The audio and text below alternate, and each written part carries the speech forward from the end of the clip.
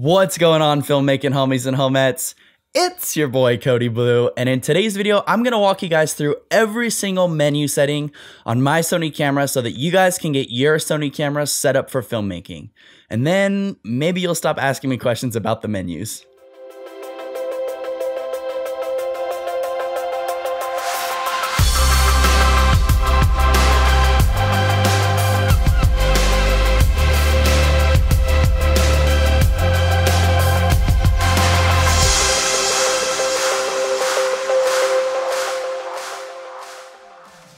Welcome back to the channel, everybody, and thank you guys so much for tuning in. I really appreciate the positive vibes that we got going here on the channel.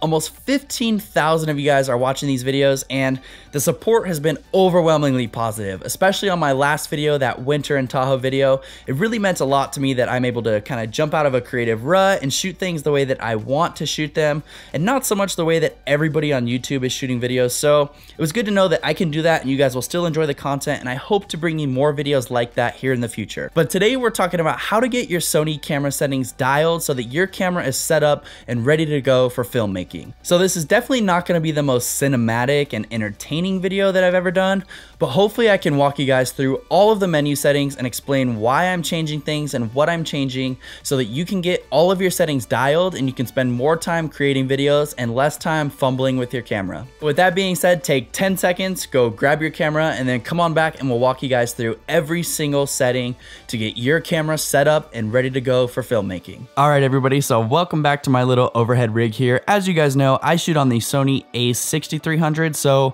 if you're shooting on the a6500 or a7S or a different Sony camera, your menu might look a little bit different than my menu does here.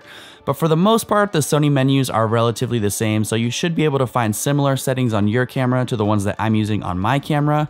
With that being said, there are a lot of menu options to go through here, so bear with me if this video is a little bit longer than normal, but we'll try to blast through it as fast as we can. So pull up your menu and we'll get right into it. The first thing you're gonna see is the image settings, both the image size, the aspect ratio, and the image quality. I'm just gonna tell you, go ahead and just set it to a JPEG quality. Make sure you don't have RAW or RAW and JPEG selected. You do want to be using a JPEG quality, and that's so that we can use the clear image zoom that is offered on some of the Sony cameras. The clear image zoom works really well. We'll talk a little bit about it more here in a second, but for now, just make sure you're set to a JPEG quality, and also make sure you're set to 16:9. That's going to be the aspect that we want to shoot in for video. It automatically changes to 16:9 anyways, but it's nice to get the full 16:9 screen here so that we can get our composition set before we start recording. So we'll move on to the next menu here. File format is XAVCS 4K and XAVCS HD for 1080p 120 frames per second. In the record setting, make sure you have 100 megs selected. You don't want to select 60 megs. That's just going to give you smaller file sizes and sacrifice image quality, so definitely go with 100 megs. Make sure you have a large SD card. That's going to give you the best image quality on your camera. Dual video recording is off. The high frame rate setting, we're not even going to bother with that because any slow motion that we're shooting, we're going to make it slow motion in post-production. So we don't want it to be slow motion in camera. We want to wait until we get into post, and then we'll choose the speed that we want to shoot. For drive mode, this is all for photos, doesn't really matter. This stuff doesn't matter. Focus mode is obviously going to be continuous autofocus for video. I don't think single autofocus is even an option. So either continuous autofocus or manual focus is what we will be shooting. For the focus area, I'm pretty much shooting in zone 100% of the time these days, either zone or manual focus. So I'm never changing away from zone. If I want to focus differently, I'll just switch to manual. So go ahead and set your focus area to zone. Autofocus illuminator doesn't really matter. Now the autofocus drive speed and the tracking sensitivity, I get a lot of questions about this, and I have both of mine set to normal. I just feel like fast is a little bit too fast and it doesn't look natural, like somebody's actually pulling focus. And then on the other end of the spectrum, slow is a little bit too slow. I do want my focus to respond relatively quick, but I want it to look natural, and I think normal is the best way to make that happen. As far as the exposure step, I have it set to 0.3, which you probably should too, although this doesn't really matter for video. It's more for your shutter speeds for photos. For video, we're going to be pretty much keeping our shutter speed the same all the time. Whenever we're shooting, our shutter speed is never going to change, so just make sure you have it set to 0.3 EV so that you can get the appropriate shutter speeds. As for ISO, this is always going to change. Mine is just set to 200 right now, but it depends on your scene and your exposure what your ISO is going to be, so this one doesn't really matter. You can have it set to whatever you want for now. Metering mode is multi. I use the multi metering mode because that's gonna meter the entire screen here. Whereas the other options, center, this is a center weighted average. So it's gonna take the average exposure in the center of the frame, and then spot is gonna take the exposure dead in the center. But for video, I think that we want to know the exposure of the entire frame, including all of our highlights and all of our shadows. So go ahead and use multi, and then that's gonna give you the exposure down here on the meter. So you have multi, and it's telling you the exposure of your entire frame, which I think is the way to go for video. For white balance, go ahead and set it to auto. I get a lot of questions about white balance, and I am using auto white balance for all of my videos. Sometime in the future, I plan on testing whether manual or auto white balance is actually better and whether it's worth it to use manual white balance, even though it takes longer. But for now, I've been shooting all of my videos in auto, and so far it has been working great for me. As far as picture effect, make sure that's turned off. Picture profile we've talked about in my Cine 4 video, but I'll blast through it real quick for you guys. Black level is +2, gamma is Cine 4, black gamma is wide and +4. Knee is manual and manually set to 80% on the point and +2 on the slope. Color mode is pro, saturation is -5, color phase is 0, color depth is +3, +1, -1, -4, -4, and +3. And detail, this is a big one for you guys, listen up. For 4K, you want your level to be -6, but for 1080p at 120 frames per second, you want it to be 0. I get a lot of questions about why my slow motion footage looks sharp and it looks good and better than most people's. That's probably because I set my level to 0. So if you're not setting your level to 0 for 1080p, make sure you go ahead and do that. And it'll just make your 1080p look a little bit better. Next up, we have zoom. This is that clear image zoom I was talking about at the beginning of this video. If you're using a prime lens or a Sony lens that doesn't have zoom, you'll have to go in and actually click zoom to use it. So you click and then you can scroll with the scroll wheel to zoom in and with the scroll wheel to zoom out. The clip you guys are actually seeing on the screen right now was shot with clear image zoom. So I use this a lot and I really like it. It gives you kind of a fake macro look. So even though I'm shooting without a macro lens, I'm getting a macro look, which I really like, and you don't lose any image quality at all. Just keep in mind that clear image zoom is only available if you're shooting in 4K, but if you are shooting in 4K, you're not gonna lose any image resolution. It's totally worth it. I'm shooting on a 35mm f1.8 right now. So with 2x digital zoom, this becomes a 70mm lens plus the crop factor. So I can get tons of reach on a single prime, and then you get a lot more options with all of your different lenses. So your prime lenses become zoom lenses, and it's just a super nice feature to have. High ISO noise reduction is mostly for photos. I just have it to normal. Center lock on, I never use lock on autofocus, so that is off. Smile and face detection is always off as well. This stuff doesn't matter. Steady shot is on for the lenses that have it, and then if I attach a lens that doesn't have it, it just goes away, so just leave it on all the time. Color space is sRGB. Auto slow shutter is on, even though for video, I'm always choosing my own shutter speed, but you never know, so I have auto slow shutter turned on just in case. Audio recording is obviously on. The audio record level I can't adjust because I'm not actually in movie mode, but that's fine. I just let it do it automatically. Wind noise reduction is off. So I want the highest quality audio possible. I don't want the camera processing my audio at all. So all the noise reduction that I do in post-production. So go ahead and leave that off and fix it in post. Next up, we have the memory option. We'll come back to this in just a second. I want to get through all of the menu options first, and then we'll set the memory for our cameras. Next, we have our zebras. I have mine set to 100. Sometimes I'll do 100 plus, but lately I've really been liking them just being at 100, especially for Cine 4. It lets me know when my highlights are starting to blow out. So yeah, I set it to 100, and then I try not to see zebras if I don't have to, but obviously sometimes we will let our highlights blow out if we need to. Manual focus assist is on. This is when your camera zooms in to help you set your focus. The magnification time is 2 seconds. That's personal preference. Autofocus in focus magnification, that's up to you. I have it turned on. Grid line is set to the rule of thirds. I would recommend you guys use the rule of thirds grid on your display. Just helps you with composition a little bit, getting your lines straight, things like that. I don't use any markers, so markers are turned off. Marker settings don't matter. Audio level display is on. This just shows my audio bars when I'm recording so that I can see if my audio is peaking or if it looks good, if I need to make any adjustments, things like that.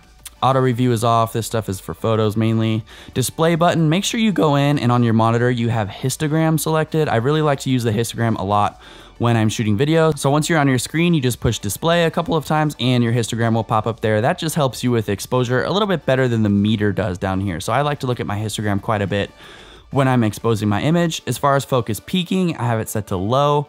and my peaking color is set to red. I just think the red stands out really nicely on most backgrounds. I mean, unless you're shooting something that is red, but that's very rarely the case, so I think red works best. Exposure set guide, this is just a little guide that pops up when you change your shutter speeds and stuff. You can have that set on or off, that's totally up to you. I have it on. The setting effect you definitely want on, so like if you change your white balance or something like that, it's gonna actually display on the screen all of the changes that you're making, so you can see kind of what's going on while you're shooting. Autofocus area, auto clear, that's off. Display continuous autofocus area is on. This just shows us where our autofocus area is. As you can see, it's on the right, now it's in the middle, but you can see there's a little square there. So that's nice so that you know where your autofocus is set and you can make sure your subject is within that zone. Pre-AF, just turn it off. That's like the worst feature ever. I don't know why it's on there. Some photographers might like it, but I think it's terrible. Don't use it. Zoom setting on, clear image zoom. This is that clear image zoom we were talking about that allows you to zoom in when you're shooting in 4K. Make sure you have that turned on if you want to use it. This stuff is up to you. Right now I have my monitor set to manual just so it doesn't disappear if I cover the viewfinder, but that's up to you as well. A lot of times I'll leave it on auto. I just have it on manual for this demonstration. This stuff doesn't really matter for you guys. Priority set and autofocus continuous, I have it set to balanced emphasis. That's probably what I would recommend for you guys as well. Autofocus with shutter. So your shutter button, when you buy a camera and it comes out of the box, usually your shutter button will autofocus, but personally I like that turned off. I don't want to accidentally push my shutter button and have the camera focus, so that's off. Auto exposure lock with shutter, that's mainly for photos, but I have that turned on. This stuff doesn't matter. So the function menu, it's totally up to you what you want to set yours, but I'll just blast through mine real quick. Drive mode, audio level display, flash compensation, focus mode, focus area, exposure compensation, ISO, metering mode, white balance, center lock on, autofocus, creative style, and shooting mode.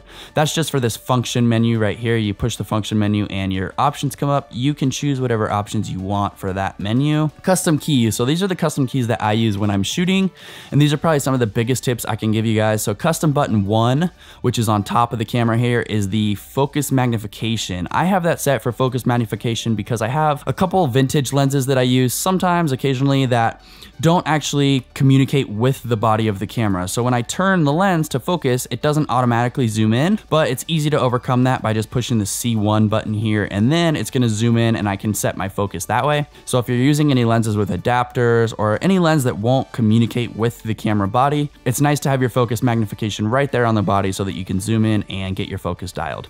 Custom button 2, this is probably my most used custom button and totally changed my filmmaking when I found out that you could do this. So I have custom button 2, which is down here, which is also your trash can button, set to autofocus, manual focus, control toggle. So this is really nice because I can set my focus wherever I want, and then I can just click and my focus will turn off. So for example, say I have a subject on the left part of the screen, I can set my focus there, I can focus on them, which it's not gonna focus right now because the camera's pointed down, but I can focus on my subject. I know I have tack sharp focus, and then I can turn that focus off. So anything that walks in front of the screen, or if I'm panning, you know, and a tree gets in the way or something like that, it's not gonna mess up my focus. My focus is gonna stay locked on my subject. And then when I'm ready to shoot in autofocus again, I just click the button and my autofocus is back to normal. So that's super convenient. I really like that. And I would suggest you guys set your custom button to autofocus, manual focus as well. It's just super nice to not have to go into any of the menus to turn focus on and off, especially if your lens doesn't have a manual focus autofocus switch like this one does not. Some of my other custom keys, the center button is the focus standard. That just means you can change your focus by clicking the center button. So you click, you can move it, you click again to set it. Same thing, you click, you can move it, you click again to set it. So that's all that focus standard is there. Let's go back in. The rest I haven't changed. So left is drive mode, right is ISO, down is exposure compensation. I use this right ISO button all the time when I'm shooting video because I'm constantly changing my ISO. Super handy to have it just right there on the dial. Next up, we have the AEL button and the AF/MF button. So like I said before, I don't use the shutter button to focus. I actually use this back button right here. So the way that we can set that is we have two options. We have the switch down, which is AEL, and we have the switch up, which is AF/MF. So I have the down AEL button set to autofocus on, which is just my standard autofocus. The switch is down and I'll push this button here to focus. So I'll push the button and then that way I don't have to worry about my shutter button messing with my focus whatsoever. So you push it and your camera will focus. If you wanted to and you had a subject looking at the camera where you can see their eyes, you can actually flick the switch up and then this button is gonna focus just on their eyes. So if you wanna get tag sharp focus on a model, you can use eye autofocus, but 99% of the time, I'm using just the regular AEF on with the AEL switch set down. So yeah, that's just super nice. I really like to set my focus on the back here. It's really good for photography as well. So instead of focusing here, you can focus here and snap your picture and it's not gonna mess anything up. The focus hold button, this is for lenses that actually have a button on the side. This lens doesn't, so we won't really worry about that. The rest here doesn't really matter. These are custom keys for playback, so that's all personal preference stuff. The movie button, we want the movie button to always start recording video, so make sure that's set to always. The dial wheel lock, I have that off. And let's continue through the rest here real quick. These don't matter. We'll go to the last menu here. Monitor brightness is set to sunny weather just because it makes the monitor a lot brighter. It does kill your battery a little bit quicker, but I'm not too concerned with that. Viewfinder brightness is set to auto. Gamma display assist, for those of you guys that shoot an S-Log2, this is like a built-in LUT for your camera that'll help you with exposure a little bit. I personally never really used it, but you might want to check it out if you do shoot S-Log2. Volume settings, this is just the camera stuff. I use audio signals. It helps me know when I'm recording and when I'm not recording. This stuff doesn't matter. Auto power off temperature, make sure this is set to high, especially if you're on the A6300 with the overheating issues. By setting that to high, your camera's gonna last a lot longer. Actually, ever since I've set this to high, my camera has never powered off from overheating. So I would definitely recommend you set that to high. Otherwise, the rest of this stuff doesn't really matter for you guys. So let's go back and talk about that memory real quick. Now that we have our entire menu dialed, we can set our memory for our camera. So I have my memory dials set right on the top here, number 1 and number 2. Number 1 is my 4K at 24 frames per second, and number 2 is my 1080p at 120 frames per second. So the way that we can set those is you wanna make sure everything in your menu is set, which we just went through and did that, and then you wanna make sure your camera settings are set. So for 4K, we want our shutter to be 1/50. My aperture, I just have set as wide open as possible. That way, whichever lens I attach, it's gonna be wide open, and then I can adjust it from there, but I want them to start wide open because I do shoot a lot of my footage wide open. The rest doesn't really matter. We're always gonna change our ISO, so you can just set it to 200 for now. And then once you have all of that set, we can go in and we'll go to our memory and we'll make sure everything looks good. We have autofocus continuous, zone autofocus, we're at 16:9. 24p tells me I'm in 4K. Everything looks good. And then we can just click the center button to save that. And then we'll wanna go in and save number 2 for our 1080p. So what we can do is we'll adjust our shutter speed to 1/250 because we're shooting in 120 frames per second. Same thing, leave the aperture wide open, leave the ISO at 200. We're gonna wanna make sure we change the XAVCS to XAVCS HD. That way we're in 1080p at 120 frames per second, 100 megs. And then don't forget, go into your picture profile, change the detail level to 0. And now we can save this to our memory too. So we'll go back into our menu and we'll go back to memory, and we'll go to memory 2 and save. Again, make sure everything looks good. Autofocus continuous, zone, we're got 120p, our shutter speed is correct, our aperture is correct, and we made sure to change our picture profile. Click the center button to save and you'll be good to go.